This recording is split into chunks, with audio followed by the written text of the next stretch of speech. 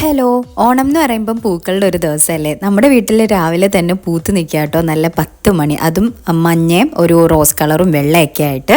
പിന്നെ അതാ ഈ ഒരു റോസാ പൂ ഉണ്ടായിരുന്നു. എല്ലാ ഓണത്തിനും അത് മിക്കപ്പോഴും അത് പൂക്കും. പിന്നെ ജമന്തി, നല്ല മഞ്ഞ കളറിലെ ജമന്തി ഉണ്ടായിരുന്നു. പിന്നെ ഒരു ശംഖുപുഷ്പം ഉണ്ടായിരുന്നു.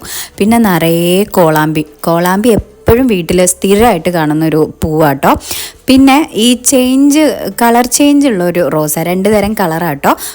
അത് ഇങ്ങനെ 2-3 ദിവസം കഴിയുമ്പം ഇത് പിന്നെ ഒറ്റ കളറായി മാറും. അതെന്തുകൊണ്ടാണെന്ന് എനിക്കറിയില്ല, പക്ഷെ 2 തരം കളറാണ്. നല്ല രസവും നല്ല മണവുമാണ്.